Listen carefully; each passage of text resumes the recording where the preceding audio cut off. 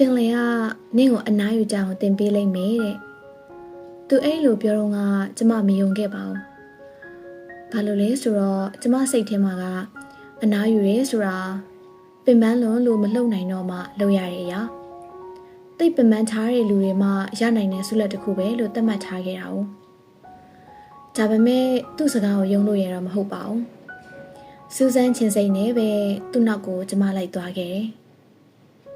ကုန်းမြေတွေပါလွာလာပြီးမိုးကုတ်ဆက်ဝိုင်းကျင်လာတဲ့အထိပေါ့ကမ်းခြေကိုရောက်တော့မှသူပြောခဲ့တဲ့ပျော်ရွှင်မှုဆိုတာကိုကျမတွေ့လိုက်ရပါတယ်အဲ့ဒီပျော်ရွှင်မှုကစူးစူးညံ့ညံ့တွေရှိမနေအပျော်လွန်နေရင်မောနေရမျိုးလည်းမဟုတ်ပဲတကယ့်ကိုငြိမ်းချမ်းလွန်းတဲ့ခံစားမှုမျိုးပါပင်လေကြီးကကျမကိုငါ့ကိုကြည်ပါဆိုပြီးအတင်းကျပ်လုပ်နေပါဦးသူ့အရှိတရားအတိုင်းတည်ငြိမ်နေတယ်။ကျေပြောတယ်။ကျမတို့ကြည်နေလားမကြည်ဘူးလားဆိုတာကိုသူကခရုမစိုက်ပါဘူး။အဲ့လိုရိုးရှင်းလို့နေတာကပဲကျမကိုမျက်လွှာမလွဲနိုင်အောင်ဖန်ဆားထားတယ်လို့ပါပဲ။အဲ့ဒီနေရာကတိတ်ဆိတ်တယ်ဆိုပေမဲ့ဟာတတာကြီးဖြစ်မနေပဲတည်ငြိမ်နေပြီးလိုင်းတန်စီးချက်တွေနဲ့ပြည့်နေကြတယ်။ဝင်သက်ထွက်သက်တွေနဲ့လည်းပြည့်နေတယ်။မနေ့ခင်အာယုံမှာကျမတို့ခြေပလာနဲ့တဲတောင်မြေပေါ်လမ်းလျှောက်ခဲ့ကြတယ်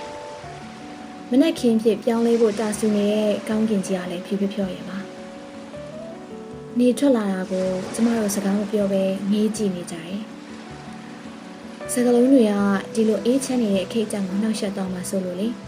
။အဲ့ဒီအချိန်မှာကျမနားလည်လိုက်တယ်။သူပြောတာမှန်နေဆိုတာကိုပေါ့။တခါတလေကျတော့ဘာမှလုပ်စရာမလိုပါဘူး။ဒီတိုင်းလေးထိုင်ကြည့်နေလိုက်ဖို့ပဲလိုတာပါကျမတို့အဲ့ဒီမှာကြကြားလေးနေဖြစ်ခဲ့ကြတယ်မူလစိတ်ကူးထားရတဲ့ပူကြသွားတာပေါ့ဒီနေ့ကြလုံးကဘဲမှသွားစရာမလိုတယ်လို့မျိုးဖြည်းဖြည်းချင်းကုံဆုံးသွားတယ်နေအောင်အောက်မှာပင်လေရဲ့အယောင်တွေပြောင်းလဲသွားတာကိုထိန်ကြည့်နေမိကြတယ်မနက်ခင်းမှာတော့ငွေရောင်နေ့လယ်ဘက်ကျတော့အပြာရင်ရောင်ညနေဆောင်တော့အယောင်ကပိုနူးညံ့သွားပြန်ရောကျမတို့စကားသိမ့်မပြောဖြစ်ကြပါဘူးပြောဖြစ်တော့လေဟိုတစားတီတစားပါပဲကျမတို့ကြားမှာဘာမှအရင်စလို့ဖြစ်မနေဘူးအဲ့ဒီအချက်ကပဲကျမအတွက်တော့အဆန်းသစ်ဆုံးခံစားမှုပါနေဝင်ခါနီးတော့ကန်းဆက်တစ်လျှောက်လမ်းလျှောက်ရင်ခရုခွန်လေးတွေကောက်ကြတယ်တချို့ကပဲ့နေတချို့ကအကောင်းပကလေးတချို့ကြတော့ပုံစံဆန်းလွန်းလို့တမင်တက်တက်လှုပ်ထားသလားလို့အောက်မေ့ရတယ်ခရုခွန်လေးတခုကိုကင်ကြည့်ရင်ရေတိုက်စားထားသလိုချောင်းမွတ်နေတဲ့အထီတွေကိုကျမသဘောကျနေမိတယ်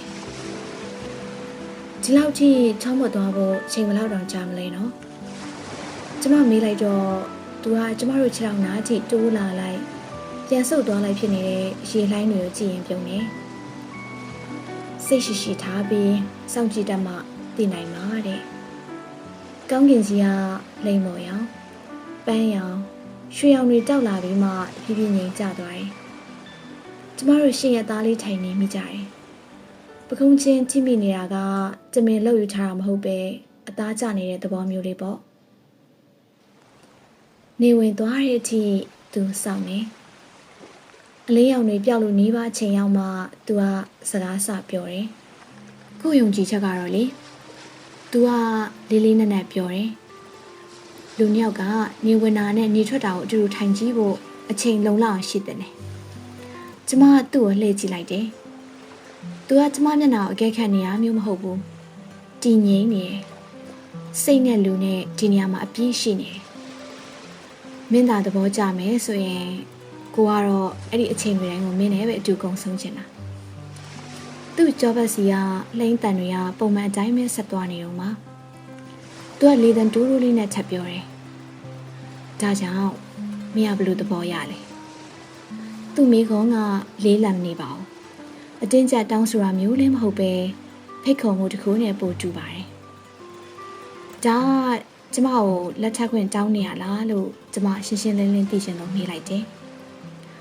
ဒီတော့သူကမင်းသာလက်ခံမယ်ဆိုရင်ပေါ့ဆိုပြီးပြန်ဖြေရသူကသူ့ဆန္ဒကိုပဲယူသားဆုံးပြောပြတာလွယ်ကျမကိုပြည့်ပြည့်စုံပါမယ်လို့ကြိမပေးပါဘူး တေချပါရီလို့လည်းအာမခံမနေပြန်ပါ80ကြုံရမယ့်နေ့ရက်တွေကိုကျမတွေးကြည့်မိတယ်ဓာတ်ပုံရိုက်ပြီးတင်လို့ကောင်းမယ့်နေ့ရက်တွေချီပဲတော့မဟုတ်ဘူးပေါ့ဘာမှထူးထူးခြားခြားမဖြစ်တဲ့တာမန်ရက်တွေပင်မလွန်းလို့ဘာမှမလုပ်ချင်တဲ့ညနေခင်းတွေရင်းနှီးလွန်သွားလို့စကားမပြောဖြစ်တော့တဲ့တိတ်ဆိတ်ခြင်းတွေပြီးတော့အလုပ်တွေများလွန်းလို့